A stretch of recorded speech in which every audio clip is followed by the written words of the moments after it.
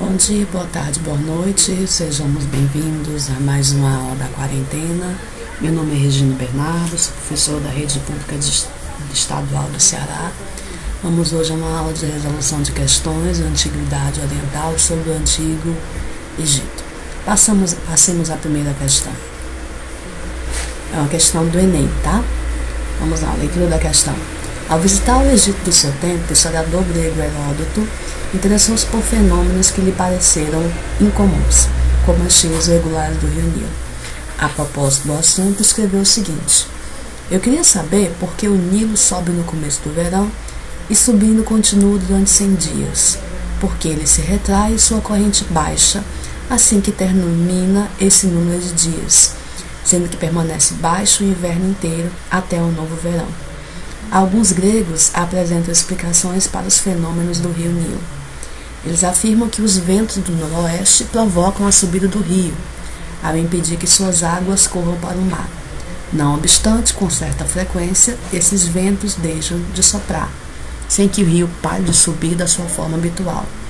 Além disso, se os ventos do noroeste produzissem esse efeito, os outros rios que correm na direção contrária aos ventos deveriam apresentar os mesmos efeitos que o Nilo, mesmo porque eles todos são pequenos de menor corrente. Passemos para as alternativas. Nessa passagem, Heródoto critica a explicação de alguns gregos para os fenômenos do rio Nilo. De acordo com o texto, julga as afirmativas abaixo. Afirmativa 1.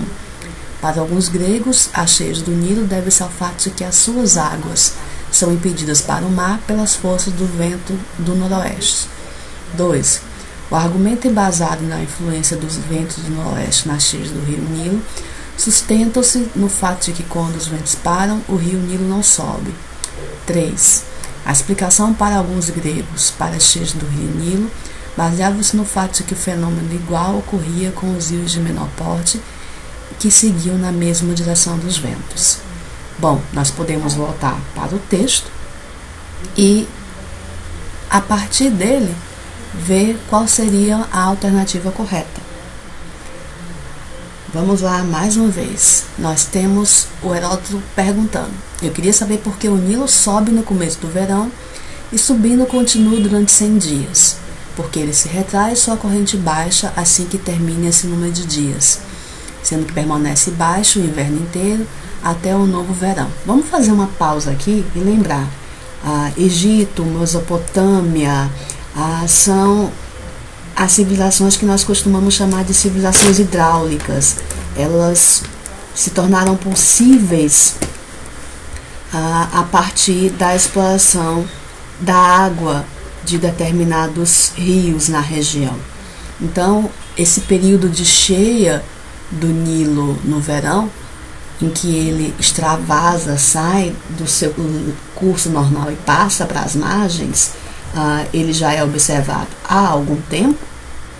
E quando você termina esse período de cheia e que entramos no inverno, é o período em que o rio está no curso normal e toda a margem direita e esquerda está fertilizada. É daí que vem a grande riqueza agrícola do Egito.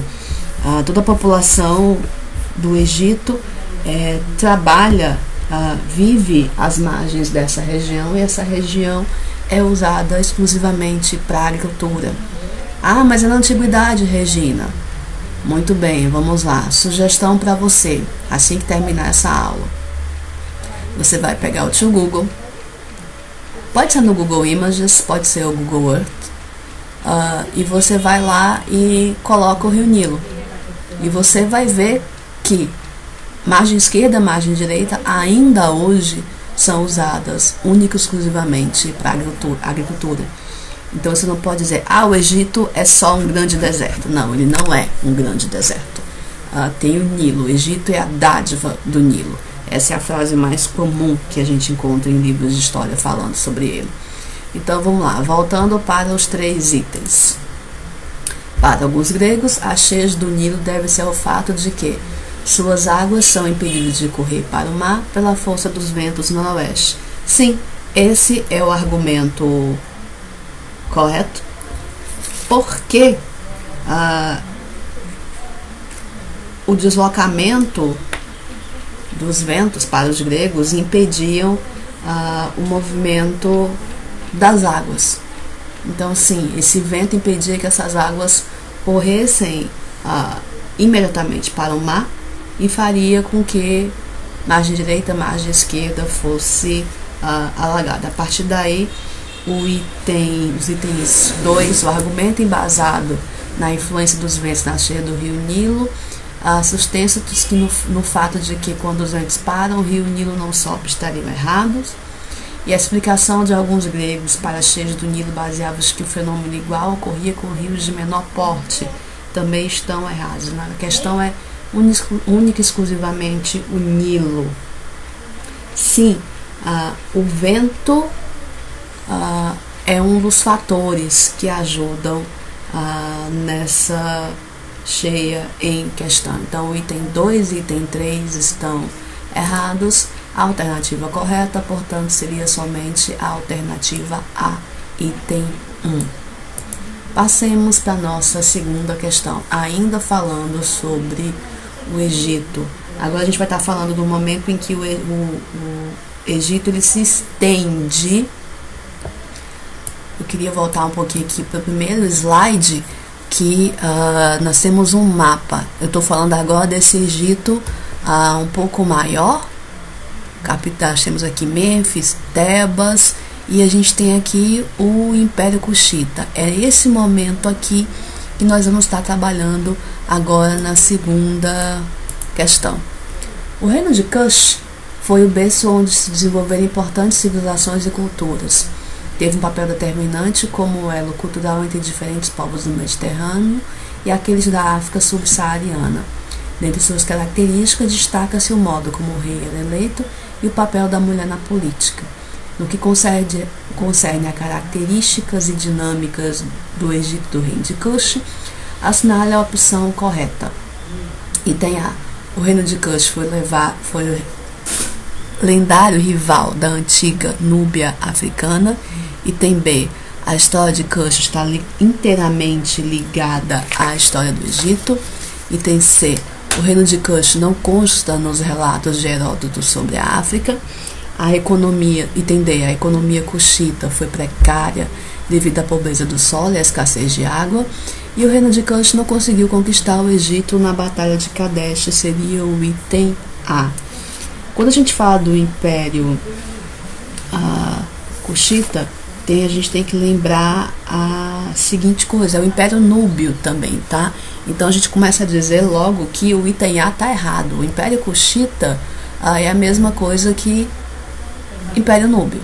Mesmíssima coisa. As mulheres têm um papel de comandantes, elas comandam o exército, são as famosas rainhas Candaces. Uma outra curiosidade a respeito do Império Cuxita, eles têm mais pirâmides do que o Egito. O país com mais pirâmides no mundo é o antigo Império Cuxita, atual Sudão. Item B. A história de Kush está estreitamente ligada à história do Egito. Sim, esse seria o nosso item correto. Item C. Vou falar primeiro dos errados, depois nós voltamos para o item correto. O reino de Kush não consta nos relatos de Heródoto sobre a África. Está totalmente errado. O Heródoto relatava e descrevia todos os lugares. Ele relatou e ele descreveu a ilha de Meroé, por exemplo, e ele descreve, portanto, o reino de Kush. A economia cuxita era precária. Pelo contrário, nós temos um solo riquíssimo em metais preciosos. Não havia escassez de água nessa região. Inclusive, durante muito tempo, os faraós no Egito, eles enriquecem os seus templos, os seus memoriais, com objetos adornados de ouro e outros metais vindos do Egito. E aí o item é completamente errado. Diz assim: o reino de Kush não conseguiu conquistar o Egito na Batalha de Kadesh. Bom, a Batalha de Kadesh se dá entre o Império Egípcio, e os hititas. uma disputa pelo controle da região que atualmente seria a Síria. Ela ocorreu dentro do reinado de Ramsés II, ou Ramsés o Construtor. Ramsés não ganha, os hititas também não ganham. Nós vamos ter um tratado de paz. A curiosidade melhor desse tratado é que esse tratado ele foi elaborado não pelo faraó Ramsés e não pelo Mutawalli, que era o rei dos hititas, mas pelas rainhas. É a rainha Nefertari que vai elaborar o tratado, é ela que vai assumir esse papel diplomático de elaborar esse tratado e estabelecer a paz entre os dois países. Mas voltamos ao item B. A história de Kush está estreitamente ligada à história do Egito. Sim, os dois países estão juntos. O Império Kushita é conhecido como o Império dos Faraós Negros. É quando você tem a presença muito grande dessa população, essa troca comercial, diplomática de pessoas. Nós vamos ter faraós nascidos no reino de Kush, governando o Egito. Então, você tem essa simbiose dos dois países. Perdão por eu estar usando o termo da biologia. Para qualquer outras dúvidas que vocês tenham, procurem o blog da professora Joelza Domingues. Ela tem muito material sobre o reino de Kush na internet. Passemos para a terceira questão. O Egito é uma questão do Enem de 2009, tá? Vamos lá. O Egito é visitado anualmente por milhões de turistas de todos os quadrantes do planeta, desejosos de ver com os próprios olhos a grandiosidade do poder, esculpida em pedra há milênios. As pirâmides de Gizé, as tumbas do Vale dos Reis, os numerosos templos construídos ao longo do Nilo. O que hoje se transformou em atração turística era, no passado, interpretado de forma muito diferente, pois, item A, significava em todos os aspectos o poder que os faraós tinham para escravizar grandes contingentes populacionais que trabalhavam nesses monumentos. B, representava para as populações do Alto Egito a possibilidade de migrar para o sul e encontrar trabalho nos canteiros faraônicos. C, significava a solução para problemas econômicos, uma vez que os faraós sacrificavam aos deuses riquezas construindo templos. D, representava a possibilidade de o faraó ordenar a sociedade, obrigando os desocupados a trabalhar em obras públicas para engrandecerem o próprio Egito. Item E, significava um peso para a população egípcia que condenava o luxo faraônico e a religião baseada em crenças e superstições. Voltando para a questão, nós temos ali uma imagem, que consegui colocar uma imagem de parte do Vale do Gizé, com as três principais pirâmides conhecidas, do Kelps, Khafre e Mycerinos. A gente tem também a Esfinge, essa ali faz parte do chamado Vale dos Reis, é uma necrópole, onde eu tenho várias pirâmides, pequenos túmulos escavados na pedra. E aí, o que significa todos esses monumentos? Eu vou logo dizer que, em princípio, o que está correto é o item A. Significava, entre outros aspectos, o poder que os faraós tinham para escravizar grandes contingentes populacionais que trabalhavam nesses monumentos. Mas atenção, não significa que todo mundo que trabalhava nesse monumento fosse escravo.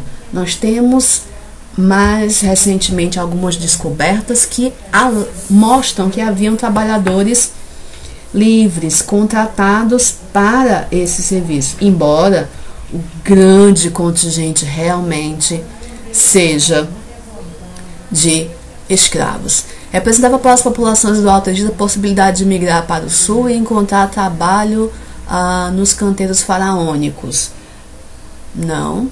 Significava a solução para problemas econômicos, uma vez que os faraós sacrificavam aos deuses suas riquezas. A sociedade egípcia ela é bem estratificada, cada qual sabe exatamente qual é o seu papel E sim, toda a população ela tem por obrigação dar oferenda aos deuses. Então, os templos são um sinal de devoção dessa população para as suas divindades. Representava a possibilidade de o faraó ordenar a sociedade novamente. É uma sociedade já totalmente estratificada. Todos têm um papel a cumprir. Do faraó, passando pela família, concubinas, filhos, sacerdotes, sacerdotisas, padeiros, cozinheiros, lavadores, cada qual já tem o seu próprio trabalho, tá? Então ele não precisa ordenar alguém para trabalhar em obra pública. Esse trabalho, mais uma vez, é quase que exclusivo dos escravos. Significava um peso para a população egípcia. Gente, a gente não pode pensar a história da antiguidade como com os nossos olhos atuais de 2020. Isso se chama anacronismo. Não existe nenhum registro que diz que a população condenava o luxo faraônico. Não existe nada a esse respeito. E eu não posso simplesmente dizer que a religião egípcia é baseada em crenças e superstições, baseado no que eu tenho de desenvolvimento de religião atual. Mais uma vez, eu estaria caindo no anacronismo, e isso é completamente errado em história e não vai te ajudar em nada no Enem. Então, para finalizar, item A seria o item correto. Mais uma vez, muito obrigada pela paciência. Qualquer coisa pode me procurar, tirar dúvidas. Eu estou à disposição para isso. Então, muito obrigada. Até a próxima videoaula.